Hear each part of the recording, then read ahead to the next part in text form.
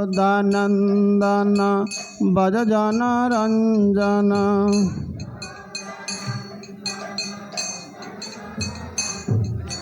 यशोदानन्दन भज जनरञ्जन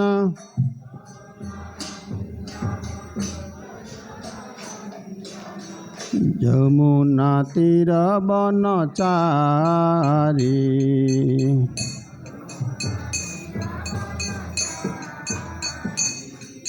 जय राधा माधव कुंज बिहारी गोपी जन वल्लभ गिरिवरधारी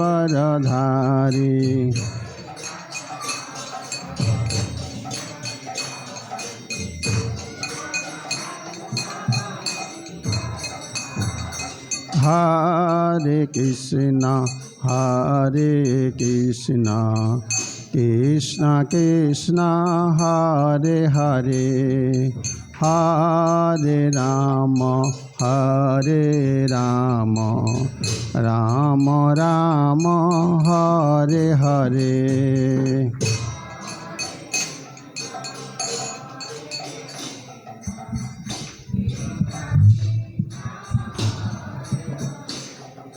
हरे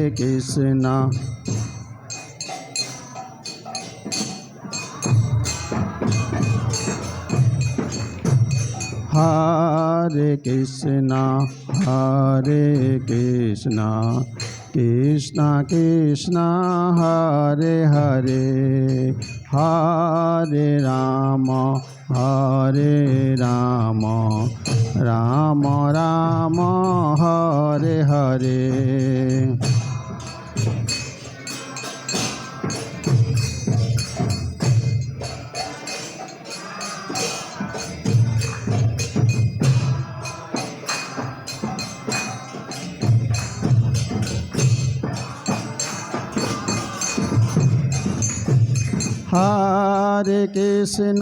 हरे कृष्णा कृष्ण कृष्ण हरे हरे हरे राम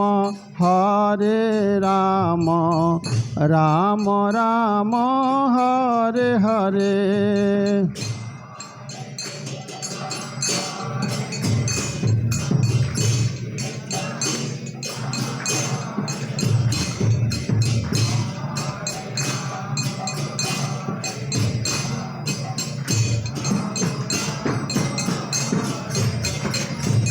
हरे कृष्णा कृष्णा कृष्ण हरे हरे हरे राम राम राम हरे हरे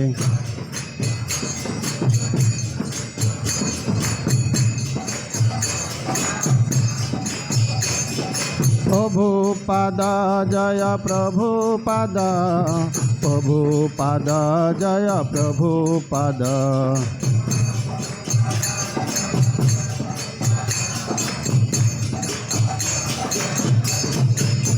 निताय गौर हरि बोल हरि बोल हरि बोल हरि बोल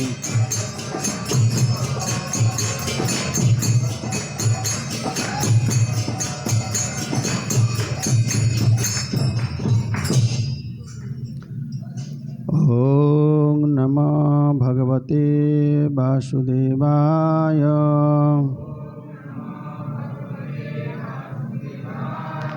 ओम नमो भगवते वासुदेवाय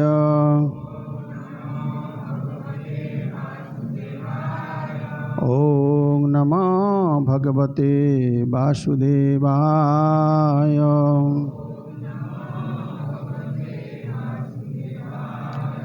नारायणं नमस्कृतं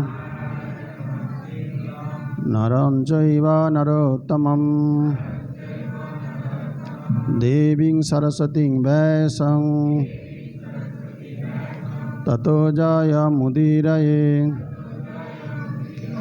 नष्टप्रायेषु अभद्रेषु नित्यं भगवते सेवया भागवते उत्तम श्लोके भक्तिर्भवति नयष्टके ॐ अज्ञानं तिमिरन्धस्य ज्ञानाञ्जनं शलाकया चक्षुर्मिलितं येन तस्मै श्रीगुरवे नमः। श्रीचैतन्यमनोभीष्टं स्थापितं येन भूतले स्वयं रूपं कदा मह्यं ददाति सपदान्तिकं। नमो विष्णुपादाय कृष्णविष्टाय भूतले श्रीमते भक्तिवेदान्त स्वामिनिति नामिने। नमस्ते सरस्वती देवे गौरवाणी प्रचारिणे निर्विशेष शून्यवादी पाश्चात्य देशतारिणे। हे कृष्ण करुणार सिंधु दीनबंधु जगत्पते गोपेश गोपिकाकांत राधाकांत नमस्तुते। तप्त कंचन गौरांगी राधा वृंदावनेश्वरी विश्वभानुसुते देवी प्रणमामि हरिप्रिये। वंशाकल्पतरुभ्यश्च कृपा सिन्धुभ्य एव च पतितानां पावनेभ्यो वैष्णवेभ्यो नमो नमः। जय श्री कृष्ण चैतन्य प्रभु नित्यानंद श्री अद्वैत गदाधर शिवासादि गौरभक्तबिंद। हरे कृष्णा कृष्णा कृष्णा हरे हरे हरे राम राम राम हरे हरे। मूकं करोति वाचालं पंगिति लंघयति गिरिं यत्कृपातमहं वन्दे श्री गुरुदीनतारिणं श्री चैतन्य ईश्वर परमानंद माधव। तो आज हमको शिक्षा गुरु आदेश किया है थोड़ा हरि कथा बोलने के लिए, परंतु मेरा योग्यता है ही नहीं आप सबकी भक्तों की बीच में हमको हरि कथा बोलने का। ये हमारा ज्ञान भी नहीं है इतना, फिर भी हम कोशिश करेंगे, कुछ बोलने के प्रयास करूँगा। तो पहले हमारा कथा ये है, हम किसी को शिक्षा नहीं देना चाहता हूँ, लेकिन हम किसी का माध्यम से अपना शुद्धिकरण के लिए हम थोड़ा आज प्रयास करेंगे। पहला नंबर ये है, हम दीक्षा तो ले चुके हैं, क्या दीक्षा होने के बाद हम गोलोक पहुंच जाएंगे?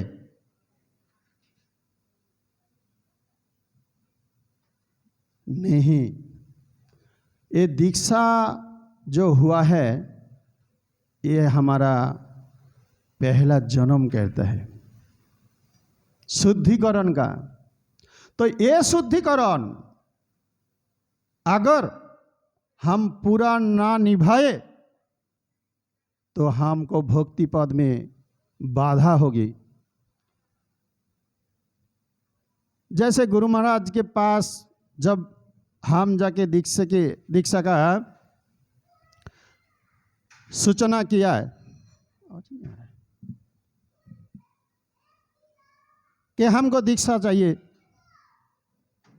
गुरु महाराज जानते नहीं है ये दीक्षा का योग्य है कि नहीं है, परंतु गुरु महाराज सब जानते हैं। क्योंकि जैसे जड़ जगत में हमारा पिता होता है, वो भी हमारा जन्मदाता पिता होता है, तद्रूप ये आध्यात्मिक जगत का पिता होता है गुरुदेव। गोलोक हमको कौन ले जाएगा? कोई जड़ जगत में जो हमारा पिता जन्म दिया है, क्या वो पहुंच पाएगा? नहीं पहुंच पाएगा। इसके लिए गुरुदेव आया है। कहां से आया है? नहीं, वैकुंठ से आया है। कौन है गुरुदेव? ना भगवान के रूप है, भगवान की रूप से ही आते हैं गुरुदेव। तो गुरुदेव क्या करते हैं? जैसे बच्चे मिट्टी शरीर पे पलब लेता है, माँ क्या करते हैं, पिताजी क्या करते हैं ना, उसको साबुन से धुलाता है, साफ करता है, उसके बाद उसको घर में ले जाता है, फिर उसको अच्छा वस्त्र पहनाता है। तद्रूप गुरुदेव क्या करता है ना, हम इस जड़ जगत में आकर ऐसा गंदी वस्तु में फंस जाते हैं, माया के अंदर फंस जाते हैं, हम निकाल नहीं पाते हैं। तब गुरुदेव आके वो साबु की तरफ हमको धुलाई करता है। वो साबु कौन सा है ना, हरे कृष्णा कृष्णा कृष्णा हरे हरे, हरे राम राम राम हरे हरे। तो वो है ये हरि नाम। अरे हरि नाम कहाँ के, वो साबु कहाँ का है ना, वो गोलोक की प्रेम धन है।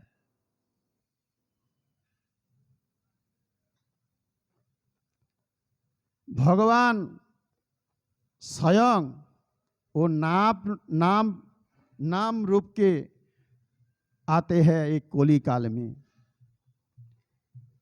सत्य त्रेता दापर कोली, ये जो 4 युग है। सत्य युग में ध्यान करना पड़ता था और त्रेता युग में यज्ञ करना पड़ता था। ये बहुत कठिन तपस्या था। लाखों बरस तक सत्य युग में यज्ञ करते थे, फिर भी भगवान को मिलना नहीं मिलना आसान होता था। परंतु त्रेता युग में भी ऐसे यज्ञ बहुत टाइम करना पड़ते थे। वो यज्ञ फिर कैसे करते थे, रावण कैसे यज्ञ करता था, ऊपर पग नीचे माथा, सर रख के इसी तरफ यज्ञ करता था। तो कितना कठिन है, क्या कलियुग की मानुष कर पाएगा? आदमी नहीं कर पाएगा। तो भगवान उनकी संतान की कैपेसिटी कितना होता है, जैसा बाप बेटा का कैपेसिटी जानते हैं, लेकिन बेटा जो है ना, वो बाप की जो स्नेह है ना, वो उसकी आदर नहीं कर पाते हैं। ये इस तरफ है। दापर युग भी देखो, पूजा अर्चना चर्चा ये सब विग्रह की सेवा था, लेकिन वो सेवा में भी मन चंचल होगा तो आपको उसमें अपराध होता है।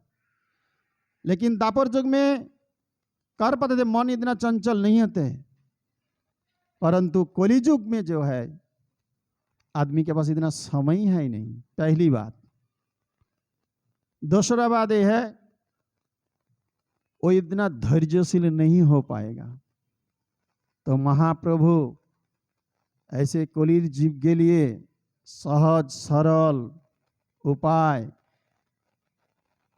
लेके आया। जे हमारा ये संतान है, हमारा संतान को हम कैसे ये भव सागर से उद्धार करूंगा। तो पिताजी ने, जैसे भगवान हमारा पिता ही होता है ना, क्योंकि गीता में कहते हैं जगतेर पिता कृष्ण जेना भजे बाप, पितृदही पातकीर जन्मे जन्मे ताप। अगर कोई कहता है कि मैं भगवान की आराधना क्यों करूं, मुझे क्या पड़ी है, मेरा पास बहुत धन दौलत है, मुझे नहीं करना है, कोई बात नहीं है। तुम्हारा ये साल ये जन्म में तुम्हारा कितना तुम कष्ट भोगते, फिर भी तुम भूल जाते हो, तुम और कितनी जन्म के लिए तैयार हो जाओ। भगवान के इसके अंदर कुछ पड़ी नहीं है, पिता के कुछ पड़ी नहीं है। पिताजी क्या करते हैं, अपना पुत्र को समझाते हैं, बोलते हैं बेटा ऐसा नहीं करो, ऐसा मत करो, तुम्हारा जीवन में कुछ नुकसान आएगी, तुमको मुसीबत होगा, तुमको कष्ट मिलेगा। लेकिन जो पुत्र नहीं समझते हैं उसको भोगना पड़ता है। कह के ये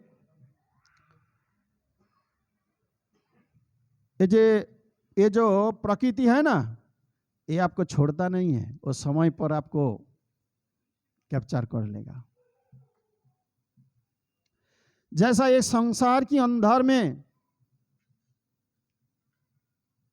पोती पोतनी शादी तो करते हैं, परंतु निभाता है कितना जन। आजकल समाज में क्या क्या नहीं हो रहा है। एक पत्नी को 2 पति होता है, 3 पति होता है, इसको छोड़ के उसको पकड़ता है, उसको छोड़ के उसको पकड़ता है। क्या वो सुखी हो जाएगा? वो कभी नहीं हो पाएगा। उसकी जो कर्मफल हो तो उसको भोगना ही होगा। चाहे अपना गरीब पति के साथ शादी हुआ कि अपना मन था तब हुआ ना, कोई ऐसे जबरदस्ती तो नहीं हुआ। तो तुम्हारा भी कर्मफल उसके साथ जुड़ा हुआ था ना, लेकिन तुम वो कर्मफल भोगने के लिए तुम्हारा धैर्य हरा चुके हो, तो तुमको दूसरा, तुम कोई धनवान कोई मिल गया, तुम उसके साथ भाग रहे हो, क्या है तुमको मिल जाएगा सुख? ये कभी नहीं मिलेगा। तुमको पाप की जो कर्मफल और तुम्हारा बढ़ रहा है, वो प्रकृति तुम्हारा टाइम पर तुमको शिक्षा दे देगा, तब तुम कुछ कर नहीं पाओगे। तद्रूप ये जो हरिनाम है, ये जो भगवान का दिया हुआ ये जो नियम है, अगर आप पालन नहीं करोगे तो आपको जब अंतिम समय आएगा तब आपको वो शेष मतलब जो सूचना आएगी एक बार, लेकिन आप कुछ कर नहीं पाओगे, क्योंकि बुढ़ापे का भी हरिनाम होता नहीं है। वो वार्धक्य आ जाती है, उसमें सारी तुम्हारा जो कर्मफल की कष्ट यंत्रणा है उसी समय ही मिलेगा, तो अब आप कुछ कर नहीं पाओगे। ठीक तद्रूप ये जो हरे कृष्ण महामंत्र है, ये कोई सामान्य चीज नहीं है, ये गोलोक का प्रेम धन है, और यही अमूल्य रतन है, और यही हमारा साथ में जाएगा। अगर इसको हम जत्न सहकार में, गुप्त में हम प्रेम वर्धन करेंगे, जैसे हम मंगल आरती में गाते हैं, संसार दावा नरनील लोक, क्या जंगल में जब आग लग जाते हैं तब कोई हम जाते हैं वहां आग लगाने के लिए? नहीं, वहां ऐसे ही लग जाते हैं। जैसा कभी गाछो गाछो घर्षण में हो जाता है, तद्रूप ये संसार के अंदर भी ऐसा आग लग जाते हैं। हम संसार में रहते हैं, हम बहुत सुख में है, परंतु हम सुख में नहीं है। कुछ कारण से, कुछ है ही नहीं, फिर भी कुछ कारण से बहुत हंगा दंगामा हो गया। क्यों हो रहा है? कि हमारा ये जो जड़ आसक्ति है ये हमको नहीं छोड़ता है, और ये जड़ आसक्ति छोड़ने के लिए हमको ये जो गोलोक का प्रेम धन है, ये प्रेम धन को हमको जितना चाहे इतना हमको खाना पड़ेगा, मतलब गोली खाना पड़ेगा। ये जो टैबलेट दिया है महाप्रभु ने, ये हमको जितना चाहे इतना हम पान करेंगे तो भी हम इसको रस आस्वादन नहीं कर पाएंगे, क्योंकि ये रस जैसा दूध को जितना उसको मंथन करेंगे उसको इतना स्वादिष्ट निकलेंगे। तद्रूप इसी तरह जो कृष्ण प्रेम है, ये जो कृष्ण प्रेम ये वर्धन तब होगा जब हमारा हरिनाम में रुचि होगा। अरे रुचि कहाँ से आएगा? ना रुचि तब होगा जब हम एक दूसरे से प्रेम करेंगे। जैसे एक भक्त और एक भक्त को देखकर उसका निंदा कर चुके हैं, क्या हमको उसको पसंद नहीं है, लेकिन हम क्या समझते हैं, नहीं हम उससे थोड़ा बड़ा भक्त है, हम क्यों उससे बात करें। यही है हमारा निर्गुण वस्तु है, परंतु ये हमको छोड़ना पड़ेगा। कहता है हम भक्ति का भी किसी का माप नहीं सकते हैं, हम सब कुछ माप सकते हैं, भक्त का कितना गुण दोष हम उसको निकाल सकते हैं, लेकिन भक्ति किसका अंदर कितना है वो हम माप नहीं सकते हैं, क्योंकि वैष्णव के चिन्हिते नारी देवेरो शक्ति। कौन किसकी तरफ से आराधना करते हैं, किसके अंदर कितना कृष्ण प्रेम है, वो कैसे भजन साधन करते हैं वो हम नहीं जान पाओगे, हम कितना भी उसको माप लो। परंतु उसकी अंदर जो भक्ति है वो हम नहीं माफ कर सकते हैं। उसकी प्रमाण मैं ये कहानी बोलता हूँ। एक वैष्णव था, वो सिद्धि प्राप्त थे। तो गांव में किसी की कुछ भी समस्या होता है तो वो वैष्णव के पास जाते तो तुरंत बोल देते थे, और वो जो बोल देता वो सच हो जाता। तो ऐसे दिन दिन में उसका उधर बहुत भीड़ होने लगा। परंतु वैष्णव ठाकुर देख रहा है कि अगर ऐसा मेरा नाम चारों बाजू फैल जाएगा तो चारों बाजू एक गांव से सब आएगा तो मेरा भोजन साधन में डिस्टर्ब होगा। तब उसने एक प्लान बनाया। क्या प्लान बनाया ना, वो नीचे 3-4 बेस्सा को खड़ी कर दिया और मटन की 2-4 हड्डियां ऐसे लौटका दिया। तो अब दूसरा तीसरा दिन जब गांव से आ रहा है, बोले अरे ये तुम कहाँ लेके आए, ये कैसे भक्त है, कैसे सिद्धि प्राप्त है, ये क्या मेरा विधान करोगे? कह के ये तो 3-4 नारियों को लेके साथ में रहता है, ये क्या विधान करेंगे? तो ऐसे सब देखकर भाग रहा है।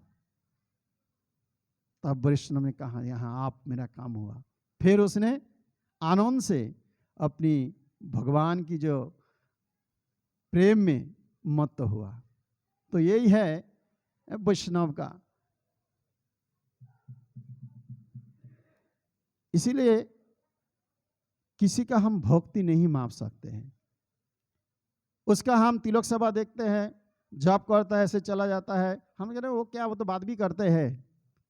लेकिन ऐसा किसी को उसका गुण दोष ऐसा नहीं देखना चाहिए। ये गुण दोष आप उसको देखेगा तो आपको ही नुकसान होगा, नुकसान उनका नहीं होगा, नुकसान आपको होगा। क्योंकि उसका अंदर कैसे प्रेम चल रहा है वो एकमात्र कृष्ण जानता है और वो भक्त जानता है। तो तद्रूप सब कहते हैं कि हम धर्मपत्नी सहकार में इस संसार के अंदर विवाह करके स्थायी हुआ, परंतु आजकल धर्मपत्नी सहकार में कौन निभाता है? पोती का कितना कष्ट होता है पत्नी नहीं देखते हैं, और पत्नी का कितना दुख है अपना पोती भी नहीं देखते हैं।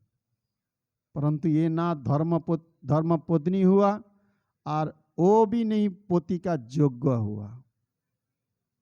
जैसे हम कर्दम मुनि भागवतम में कहता है, कर्दम मुनि की देखो कहानी।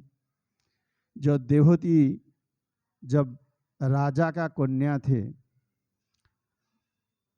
तो जब कर्दम मुनि जंगल में भगवान की आराधना में प्रेम में मग्न हुआ था, तब राजा का कन्या देवहूति सोचा, एक दिन देखा, उसके पिताजी के साथ जंगल में गया, तो वो देखा जे मेरा पोती एकमात्र हो सकता है कि कर्दम में मेरा योग्य पोती है, क्योंकि ये भवसागर से अगर पार कर सकता है तो मेरा यही पोती मुझे पार कर सकता है, यही पोती मेरा योग्य है। परंतु आजकल में क्या हो रहा है, अगर पोती का पैसा है तो वो मेरा योग्य है, अगर पैसा नहीं है भले वो भगवान के साथ बात भी करे न तो भी वो योग्य है ही नहीं, क्योंकि कोली का इतना प्रभाव है। परंतु ऐसा नहीं सोचना चाहिए। अपन को ज्ञान बुद्धि से हमको समझना चाहिए। अगर हम नहीं समझ पाया है तो हमको कोई साधु के पास जाकर हमको ज्ञान लेना चाहिए। हमको किसी से शादी करना है और किसी से नहीं करना है। जैसे देवहूति ऐसा ही किया था। उसने पिताजी ने बोला, ये कर्दम मुनि जंगल में रहते हैं, उसका जटा हुआ है, वो खाने का ठिकाना नहीं है, कोई नहीं है, तुम ऐसे कैसे उसको पति तरफ मान लिया है? कि पिताजी, मैं सब कुछ समझ गया है और मैं समझा हूं, मैं ज्ञानवान हूं। अगर मेरा शादी आप देना चाहते हैं तो मैं कर्दम मुनि के साथ ही शादी करूंगा, परंतु मैं नहीं करूंगा। तो जब पिताजी को ऐसे बात कहा, पिताजी ने बोला, तुमको मैं ऐसा कोई राजपुत्र के साथ शादी कराऊंगा तो तुम उसकी ऊपर तुम्हारा ऐसा क्या विधान आया है?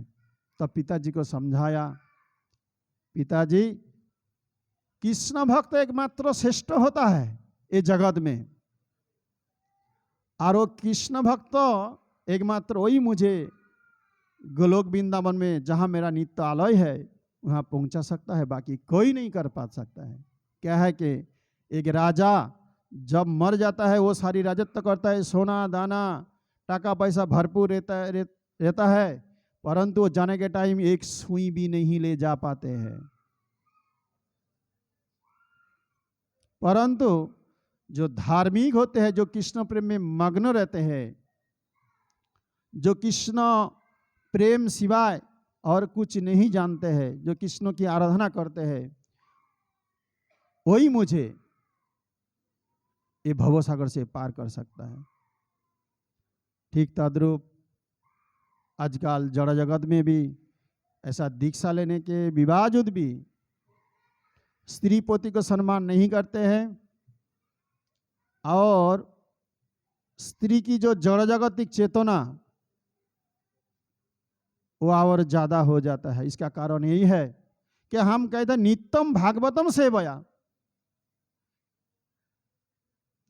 ये भागवतम अगर आप रोज हम नहीं पाठ करेंगे तो हमारा दोषा ऐसा ही होगा। एक्चुअली ये जो पोती है वो इसको वैष्णव की तरफ ज्ञान करना चाहिए।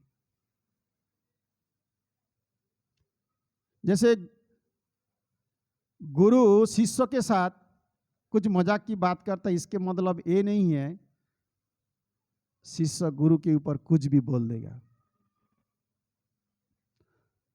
ठीक इसी तरह पोती अपना पत्नी को कुछ भी कह सकते हैं अपना प्रेम से। जैसे दशम स्कंद भागवतम में दशम स्कंद पर जब रुक्मिणी और द्वारकाधीश के साथ बात हुआ था, मतलब कृष्ण के साथ, कृष्ण एक बार मजाक से रुक्मिणी को कहता है, रुक्मिणी तुम मुझे कैसे शादी करने का विचार किया कि मैं तो तुम्हारा योग्य है ही नहीं, क्योंकि मेरा भक्त भी देखो सब गरीब है, इसका कोई खाने का ठिकाना नहीं है, कोई ऐसा नहीं है, तो मुझे आप ऐसे कैसे पसंद कर लिया? तब रुक्मिणी देवी रोने लगा। क्यों रोने लगा? एक मतलब रुक्मिणी देवी जानते थे जे ये मेरा पोती नहीं है, ये तो स्वयं कृष्ण भगवान है। तब भगवान समझ गया उसकी अंदर की बात, तब और कुछ नहीं बोल के उसको हंसा दिया, वो बात पलट दिया। तो इसी तरह संसार के अंदर पति पत्नी अगर प्रेम से भक्ति ना करे, प्रेम से सेवा ना करे, प्रेम से एक दूसरे की देखभाल ना करे, उसकी परेशानी ना समझे, तो भक्ति में भी ऐसा गड़बड़ होगा, लड़ाई होगी और दावानल बन जाएगा। तो हमारा वो भक्ति को कैसे, जैसा एक छोटा जैसा झाड़ जैसे बड़ा होता है, उसको क्या करते हैं ना, पहले आच्छादन देते हैं, क्योंकि कोई पशु आके उसको खा ना ले। ठीक इसी तरह भक्ति जो है ये हर मनुष्य के अंदर, हर जीव के अंदर है, लेकिन ये सुप्त अवस्था में रहते हैं, लेकिन इसको हमको जागृत करना है। जैसे कहता है मुकुलित, विकसित, पूर्ण विकसित, पूर्ण प्रस्फुटित। तो हमारा भक्ति मार्ग ऐसे धीरे धीरे धीरे ऐसे बढ़ता है। तब हमको कृष्ण प्रेम की आस्वादन होगी, और वो जब वो स्तर में हम पहुंच जाएगा, तब हमको जड़ जगत की कोई भी चीज हमको परस नहीं कर पाएगा। जैसे कोचू पाता पानी में रहता है, उसको पानी जैसे परस नहीं कर पाते हैं, ठीक तद्रूप इसी तरफ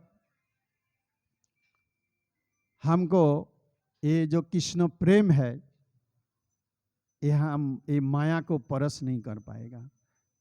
इसलिए कहता है कृष्ण दास भूली जीव अनादि बयुर्मुख, अतएव माया तारे दाय संसार दुख। ये संसार दुख कब देगा? जब हम कृष्ण के भूल जाएंगे।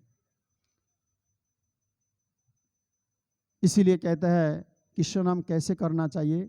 ना सोते उठते शयने भोजने जागरणे कोई भी टाइम अनवरत नाम जपयो विराम ना रख विराम, नाम जपयो विराम ना रख विराम। जैसे हम कर्म करते हैं, हमारा कर्म कैसे करना चाहिए? ना हाथे काम और मुखे नाम। तो देखो हमारा हर टाइम ऐसा थोड़ा दिन कोशिश करोगे ना, ऑटोमेटिक हमारा ऐसा कैसेट चलता रहेगा। तो हमारा क्या होगा? अगर मौत भी आ जावे ना, कोई परवाह नहीं है हमारा। ठीक इसी तरह हम संसार के अंदर रहकर अगर भोजन साधन इस तरह प्रेम से करोगे, तो हमारा कोई भोजन साधन में बाधा नहीं होगा।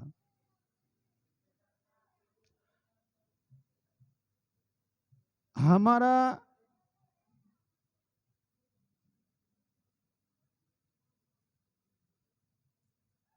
ये साधन भोजन कैसे होना चाहिए? जैसे हम भगवान की संतुष्टि के लिए सब कुछ करना चाहिए। जैसे ब्रह्म मुहूर्त में उठना, इसमें भगवान प्रसन्न होता है। और क्या करना चाहिए? ना भगवान के लिए जो भोग रंधन करते हैं, अब भगवान को क्या पसंद है वो करना चाहिए। परंतु हमको थोड़ा भजिया खाने का पसंद है, मिर्चा खाने का पसंद है, तो हम ज़्यादा डाल के करेंगे। मतलब किसके लिए? भगवान के लिए बनाया कि हमारा लिए बनाया? तो हमारा लिए बनाया ना, तो भगवान के लिए कहाँ बनाया? तो एक आदमी प्रश्न किया था कि हम इतना प्रसाद पा रहे हैं, भगवान की प्रसाद मतलब तो चिन्मय है, तो हम भगवान की प्रसाद पा रहे, तो हमारा प्रगति क्यों नहीं हो रहा है? लेकिन तुम एक बार खुद सोचो, तुम भगवान के लिए बनाया था कि अपने लिए बनाया? पहले बात हमारा कहाँ है वो अपन को ढूंढना पड़ेगा। हमारा दोष कहाँ है? भगवान कोई खाने का भूखा नहीं है। भगवान क्या कहते हैं? पत्रंग पुष्पंग फलंग तयंग जो में भक्त पजच्छति। क्या भगवान की भोजन साधन गरीब कर धनवान कर सकेगा? गरीब नहीं कर सकेगा? नहीं। भगवान कहते हैं जगतेर पिता कृष्ण जेना भजे बाप। तो भगवान जो है ये सबकी पिता है, तो सबकी अधिकार है। इसीलिए भगवान कहता है कि देखो, जिसके पास पैसा नहीं है तो क्या वो मुझे भोग नहीं लगा पाओगे? नहीं, वो भी मुझे भोग लग। क्या है कि भगवान गीता में कह रहे हैं कि पत्रंग पुष्पंग फलंग तयंग, ये पत्र जो तुलसी पाता वो मैंने सृष्टि किया है, जल भी मैंने सृष्टि किया है, उसमें कोई तुम्हारा पैसा नहीं लगेगा। लेकिन भगवान किसके भूखा है? ना प्रेम की भूखा है। क्योंकि भगवान की रंधन के लिए, भगवान की व्यंजन बनाने के लिए सहस्र लक्ष्मी हर टाइम प्रस्तुत है। चिंता मणि पकर सदमसु कल्पवृक्ष लक्षा बीतेषु सुरभि रोभि पलायंतम लक्ष्मी सहस्र शत संभ्रम सेव्यमानम गोविंदम आदि पुरुषं तमहं भजामि। तो भगवान की व्यंजन रंधन करने के लिए कितना लक्ष्मी प्रस्तुत है? सहस्र लक्ष्मी। एक लक्ष्मी का दृष्टि में कितना व्यंजन होता है? हजारों व्यंजन सृष्टि होता है। तो क्या हमारा वो चोखा के सामान्य सब्जी खाने के लिए भगवान आएगा? नहीं, भगवान बोले मैं आऊंगा, लेकिन किस तरफ से? न जो प्रेम सहकार में देगा। तो इसीलिए भगवान प्रेम की भूखा है। भगवान कोई दूसरा चीज का भूखा नहीं है। अगर एक बार आप शुद्ध नाम करके देखो, आपको आंखों में आंसू नहीं आएगा, तब फिर आप, और जब शुद्ध नाम होगा आपको जरूर आंसू आएगा। और ये शुद्ध नाम करने के लिए आपको ब्रह्म मुहूर्त में उठना पड़ेगा। जैसे सत रज तम, जैसे सतगुण के ऊपर कौन है? ना शुद्ध सतगुण। इस शुद्ध सतगुण में आप जब आओगे तब आपको वही प्रेम की आंसू धारा झरेगा, ये गारंटी के साथ महाराज कहते हैं, प्रभुपाद कहते हैं। ये शुद्ध सत्य में आपको जाना पड़ेगा, तो आपको गोलोक का टिकट कंफर्म है।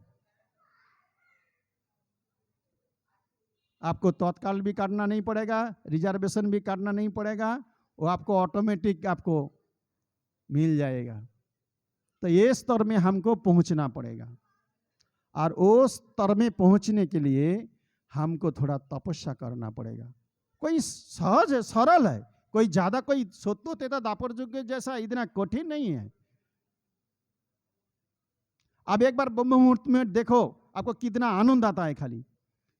खाली सब भक्त करते हैं, परंतु मैं नहीं करता हूँ, ये पहले मैं क्षमा मांगता हूँ। क्योंकि इसका मतलब ये नहीं है कि मैं नहीं कर पाता हूँ, कुछ नहीं, कोई नहीं कर पाएगा, ऐसा नहीं। ठीक, एक दिन दो दिन आपको थोड़ा कष्ट लगेगा, लेकिन उसके बाद आपको इतना हैप्पी हो जाएगा, इतना आनंद आएगा, आप छोड़ नहीं हो पाओगे उसको, और आपको उसके लिए विरक्ति आएगा संसार के अंदर। क्योंकि पैसे के अंदर सुख नहीं है। न धनंग न जनंग न सुंदरिंग कवितंग बा जगदीश काम है। सुंदर स्त्री घर में रहेगा, उसमें भी सुख नहीं है। अतिरिक्त धन आएगा, उसमें भी सुख नहीं है। आप खुद सुंदर गाना गाते हैं, उसमें भी सुख नहीं है। परंतु शुद्ध भक्ति में उसमें सुख है। तो वो शुद्ध भक्ति पाने के लिए हमको तपस्या करना पड़ेगा। एकदम सहज सरल है, महाप्रभु करके गया। खाली हरे कृष्णा कृष्णा कृष्णा हरे हरे, हरे राम राम राम हरे हरे। आप रंधन करो, भगवान की गुण गाते गाते रंधन करो, वो भी प्रेम से। ऐसा नहीं भगवान को क्या पसंद नहीं, भगवान को प्रसन्न है। भगवान की जो ठट कमल है वो कमल है। अगर मैं मिर्ची ज्यादा दूंगा, भगवान को कष्ट होगा, जलन होगा। और वही जो प्रसाद है वो कैसा होगा मालूम है? वो प्रसाद होगा ना एकदम स्वादिष्ट, मतलब एकदम स्वादिष्ट सात्विक भोजन जिसको बोलता है। और वो सात्विक भोजन करने से आपको क्या क्या लाभ होगा ना? वो सात्विक भोजन करने से आपको लाभ होगा, ये जो 6 रिपु है वो आपको जय कर पाएगा। जैसा काम, क्रोध, लोभ, माद, मोह, मात्सर्य, ये जो 6 रिपु है ना, वो कहाँ शत्रु है ना, ये बाहर नहीं है, हमारा अंदर बैठा है। तो ये जो 6 रिपु है हम उसको जय कर पाओ खाली हमारा भोजन के द्वारा। इसलिए बार बार कहता है कि आहार शुद्धि तो चित्त शुद्धि। अगर आहार शुद्धि नहीं हुआ तो आपको मन भी शुद्धिकरण नहीं होगा। हमारा जप के टाइम मन भागता है, इसका कारण यही है।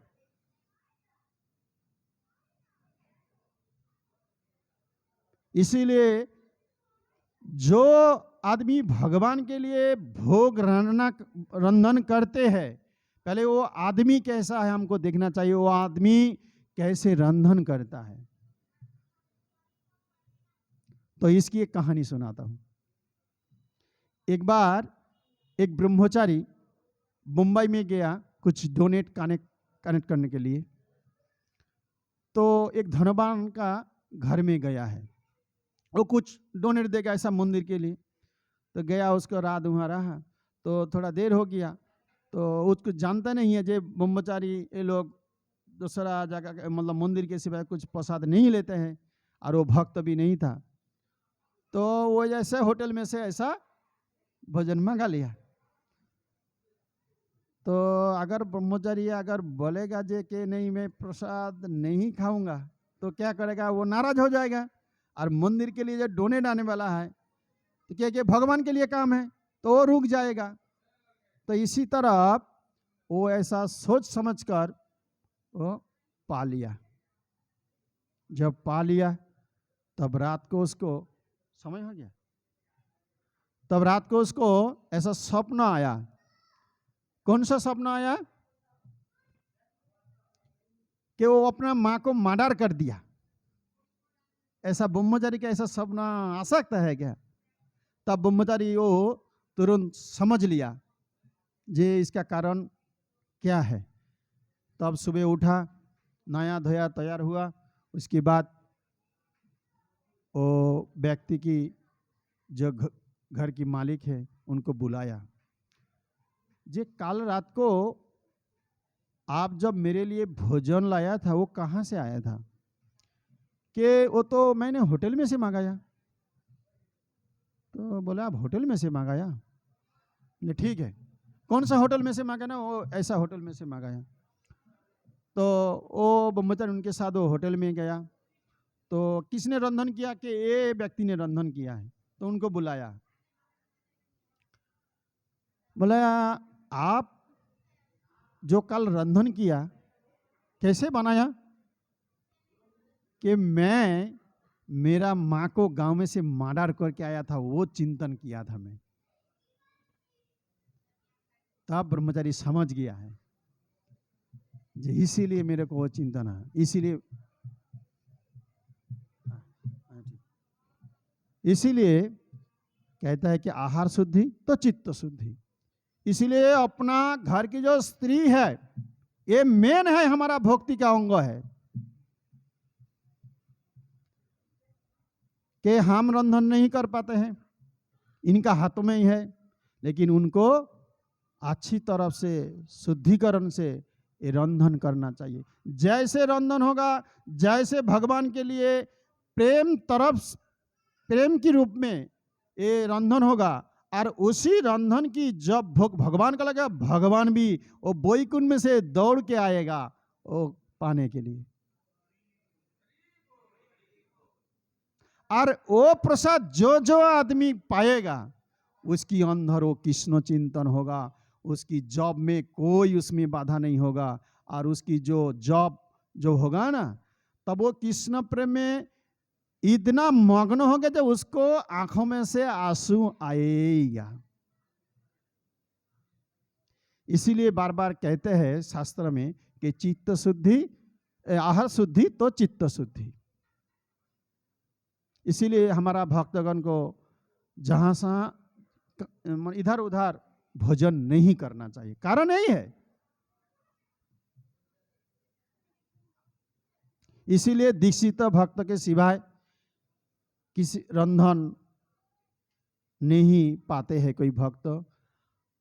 और भी ब्रह्मचारी जो ये लोग महाराज लोग जो है वो और उन्नत है, इन लोग कोई ब्रह्मचारी के सिवाय जैसा भगवान की जो विग्रह की जो सेवा करते हैं, इसका कारण यही है कि ब्राह्मण है वो शतगुण की होते हैं। इसकी चिंतन कभी ऐसा नहीं होता है, जड़ जगत की तरफ चिंतन नहीं होता है।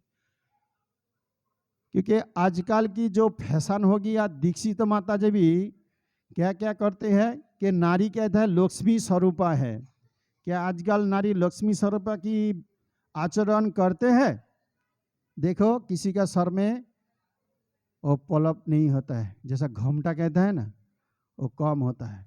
कि बोलते हैं कि पोतीबोध है ना, अपना घर में ही हो जाता है। शास्त्र में कहता है कि अगर पत्नी उनकी सर पे घमटा नहीं देते हैं तो पोती का आयु कम हो जाता है। उसको पत्नी को श्राप देने का जरूरत नहीं है जे कि तुम जल्दी मर जाओगे तो मेरे को और थोड़ा जो जड़ जागतिक सुख भोग करना है मैं कर पाऊंगा। जरूरत नहीं है, खाली माथा में से घमटा निकाल दो और जल्दी से गुड बाय हो जाएगा। आप आराम से आपको जैसा चाहे ऐसा भोग विलास कर सकते हैं, कोई बाधा नहीं है। लेकिन परंतु आपका परिणाम क्या होगा वो आप जानते हैं।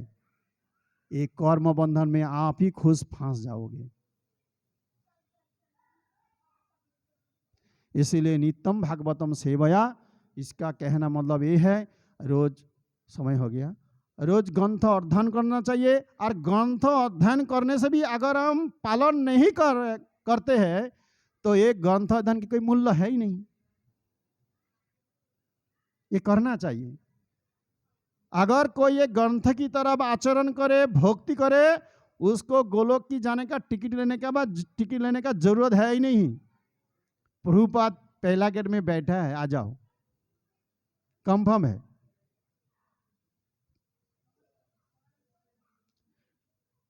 इसीलिए पत्नी को कहां स्थान दिया है संसार के अंदर मालूम है? महाप्रभु ने कहा कि नाम धन्य और कलियुग स्त्री धन्य। क्या स्त्री ऐसा आचरण करते हैं समाज में? क्या भक्तों लोग भी ऐसा स्त्री आचरण करते हैं? माथा में घमटा हमारा शिक्षा गुरु बोल बोल के थक गया है, उसने कितनी बार बोल चुके हैं, परंतु कोई मानता नहीं। कि वो आते हैं तो हम लोगों को घमटा देने का बोलता है। अरे तुम घमटा किस, गुरु जब शासन करते हैं इसका मतलब ये होता है कि हमारा उपकार लाभ होता है।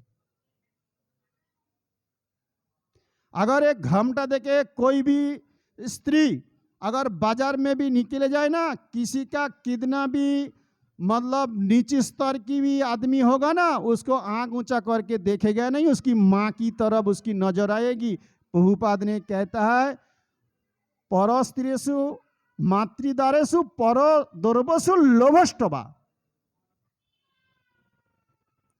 अपरिचित स्त्री के देखने से मात्र अपना मातृ श्रद्धा होना चाहिए। लेकिन ऐसा कैसे होगा? लेकिन अपन का ऊपर ऐसा आचरण होना चाहिए।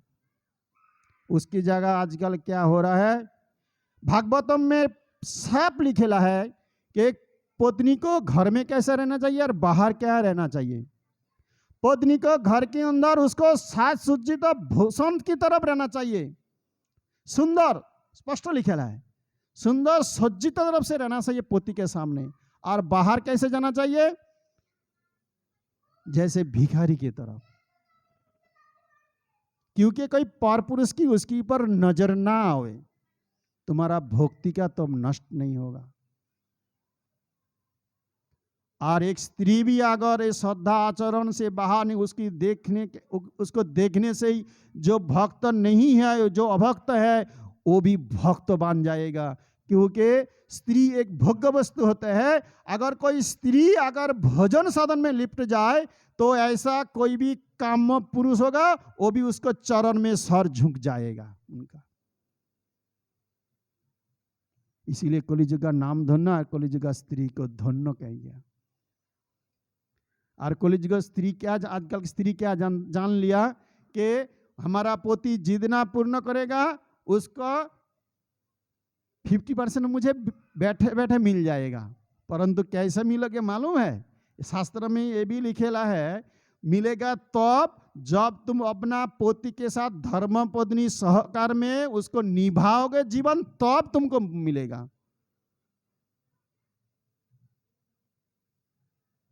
पोती ने कहा कि देखो मेरा कैपेसिटी 2000 का है, तुम इसका अंदर तुमको चलना होगा। अगर वो पत्नी अगर धर्म पत्नी होगा उसकी अंदर निभाएगा, उसके ऊपर कभी कोई वो बात नहीं लड़ाएगा जे नहीं मुझे 10,000 का साड़ी चाहिए, मुझे इतना गहना चाहिए। तो मतलब वो क्या है, वो कपड़ा इस्त्री करते हैं ना, और उसकी तरफ यज्ञ हो गया। जो घर में स्त्री की ऊंचा बात होगी उस घर में लक्ष्मी भी कभी आएगा नहीं है।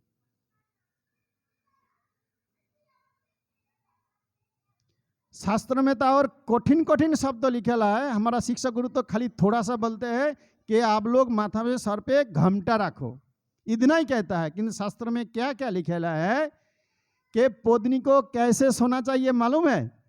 पोती सो जाएगा, उसके बाद पोतनी सोएगा, लेकिन पोती उठने का पहले पोतनी उठ जाएगा। लेकिन आजकल के क्या होते हैं, पोती उठ के पूरा सब कुछ कर लिया, उसके बाद पोतनी उठता है। क्या होता है कि नहीं है? लेकिन ग्रंथ अध्ययन करते हैं, कैसे करता है? ऐसे ही करता है। तो उसकी दशा क्या होगा? भक्ति में हमारा, हम एक चर्चा करते हैं, हम ऐसा नहीं, हम चाहते हैं सबकी भक्ति आगे बढ़े, और हम गुरु महाराज जो हमको गोलोक की ये प्रेम धन दिया हुआ है, ये हमको लूटना चाहिए। और हमारा जड़ जगत की जो हमारा जीवन धारण करने के लिए जीतना चाहिए, इतना में आनंद में रहना चाहिए। क्या कहता है?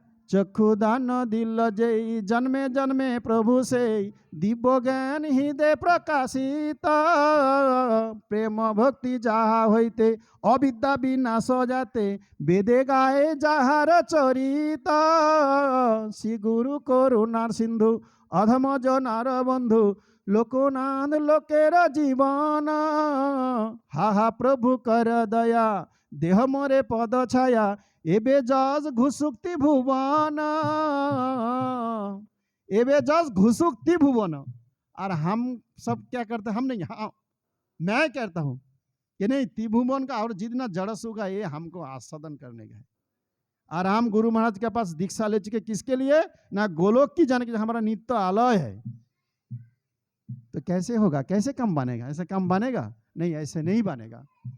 ये पति पत्नी उभय दोनों की जो समस्या है, इसको समाधान करके हमको वो कितना भी कष्ट है दोनों को समझ के हमको लिपटाना चाहिए, है कि नहीं? कि हमारा पति का 2000 इनका, हमको 2000 में चलना है, ठीक है। फिर हमारा कोई ऐसा समय आएगा उसको मांगने का जरूरत नहीं। देखो ये संसार में एक बात जरूर है, जो पत्नी कभी नहीं मांगता है ना उसको भरपूर है, और जो पत्नी मांग मांग के थक जाता है ना उसको कभी मिलता नहीं है। आप देखिए, लेकिन हमारा कर्मफल है वो हमको तो भोगना ही पड़ेगा। अगर हमारा कर्म में लिखेला है हमको भक्ति करने का विवाजुद भी राजस्व मिलेगा तो मिलेगा, अगर हम कितना भी चाहे नहीं मिलेगा, मतलब कृष्ण का निर्धारित है नहीं मिलेगा, तो हमको नहीं मांगना चाहिए। हमको उसके लिए इतना पढ़ना नहीं चाहिए उसके अंदर, लेकिन हमको उसके अंदर पढ़ना चाहिए जो असल धन है, वो धन को लूटना चाहिए, जो धन को कभी अनित मतलब क्षय नहीं है, वो जन्म जन्म हमारा चलता ही रहेगा, वो हमारा प्लस पॉइंट है। उसके अंदर हमारा जोड़ना चाहिए, उसके अंदर हमारा आसक्ति होना चाहिए। तो ये आसक्ति आएगा, जरूर होगा सबको, ऐसा नहीं किसी को नहीं होगा, ऐसा नहीं। ये आसक्ति और कुछ गुरु महाराज की कहानी है, तो मैं आज नहीं बोल पाऊंगा क्योंकि समय हो चुके हैं। तो मैं सबके पास क्षमा प्रार्थना मांगती हूँ कि मेरा इतना योग्यता है ही नहीं है कि ये आदेश देने का, इतना सबको बोलने के लिए।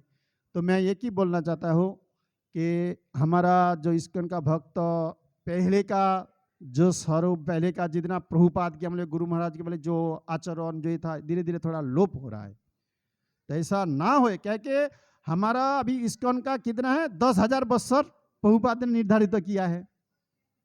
जैसा कोली का परमायु कितना है, 4,32,000 बरस, उसमें से महाप्रभु किया 6,000 बरस हुआ, अभी भी 4 लाख कितना बाकी है, 26,000 बरस बाकी है। हमारा आयु की कितना है ना, 50, 60, कोई 70, 80। तो हमको इस धाप को कैसे ले जाएंगे? अगर हम इतना आचरण करेंगे, अगर हम भक्त लोग इतना आचरण करेंगे, तो जो अभक्त है वो कुछ सीखेंगे, वो भक्त बनेंगे, वो भक्त बनेंगे और 10 को बनाएंगे। तो इसी तरह एक दिन क्या होगा ना, पूर्ण शुद्धता आएगा, तभी तो 4,26,000 बरस तक आएगा ना। अगर हम यहाँ से अगर हम सब कुछ माइनस कर देंगे तो भक्ति कहाँ जाएगा? जैसे इसीलिए प्रभुपाद ने सारी व्यवस्था किया है, जैसे गर्भधान संस्कार होना चाहिए अच्छी पुत्र होने के लिए, अच्छी पुत्र पाने के लिए अपन को भी पिता माता को तपस्या करना चाहिए। वो तपस्या कैसा करना चाहिए? प्रभुपाद ने निर्धारित किया है, उस दिन 50 माला जप करना चाहिए और गर्भधान संस्कार करना चाहिए, ग्रंथ अध्ययन करना चाहिए। ये सब सारी मतलब शास्त्र में लिखा हुआ है, लेकिन हम मानता नहीं है। हम पढ़ते हैं लेकिन हम आचरण नहीं करते हैं। इसीलिए दशा हमारा ये है। हम भक्ति तो करते हैं, तिलक भी लगाते हैं, हम जल मतलब जब माला लेके घूमते हैं, हमारा उन्नति नहीं होता। इसके कारण यही है, हमारा गुरु महाराज दीक्षा लेने के बाद श्रद्धा नहीं होता। इसके कारण यही है कि गुरु महाराज जो है हमारा आध्यात्मिक पिता है, उसको इसी तरफ हमको रोज गुरु महाराज को प्रणाम करना चाहिए। गुरु महाराज के चरण में रोज एक फूल देना चाहिए। कम से कम हम गुरु पूजा करने के लिए टाइम नहीं होगा तो कम से कम एक पुष्प तो अर्पण कर सकते हैं ना, तो भी हमको जो आध्यात्मिक पिता है उनको आशीर्वाद मिलेगा। ये हमको करना चाहिए। तो हरे कृष्ण। समस्त प्रभु जी माता जी के चरण में हमारा असंख्य प्रणाम। हम क्षमा प्रार्थना मांगते हैं, हम इतना योग्यता नहीं है, हम बहुत कुछ बोल चुके हैं, हमको क्षमा कीजिए। परंतु अगर इसी तरफ हम आचरण श्रद्धा और ग्रंथ अध्ययन करेंगे तो हमारा भक्ति का जो प्रेम फल है ये वर्धन होगा, ये कभी कम नहीं होगा। तो यहाँ हम विश्राम रखते हैं। नहीं तो हम नाम हट्ट में जाते हैं, साधु संग भी करते हैं, हमारा एक दूसरे का पर ईर्षा भी कर देते हैं। कोई कुछ अगर भूल कर दिया तो हमको क्षमा करना चाहिए। भैया ये थोड़ा कर दिया तो ठीक होता, ठीक है आपने जो किया ठीक है, वो बाद में ऐसा थोड़ा देख लेने का। इसी तरह प्रेम जुल के अगर हम ऐसा भक्ति करेंगे तो भक्त भी बढ़ेंगे और एक दूसरे को प्रेम वर्धन होगा और हमारा नाम में तब रुचि आएगा।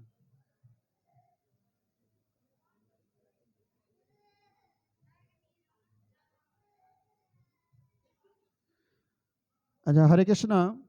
प्रभु जी बोल रहा है कि हमारा सामने सांझ यात्रा है, जो नर्मदा की सांझ यात्रा हम लोग दर एक बरस जाते हैं।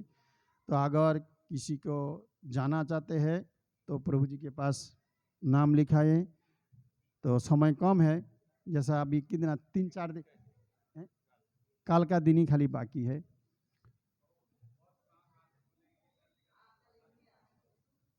वो मैसेज दिया जाएगा।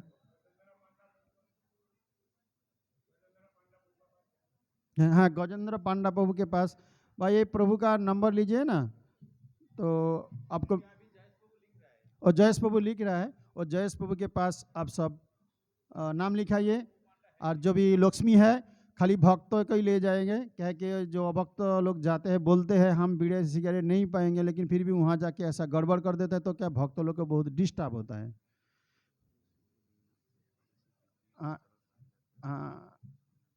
एकादशी तिथि और महाप्रभु की संन्यास यात्रा है, तो बहुत लाभदायक है। तो सबको ये लाभ लेना चाहिए, तो हमको बहुत लाभ भी मिलेगा। ये नर्मदा जो नदी है बहुत पवित्र नदी है, तो हम हर साल जाते हैं।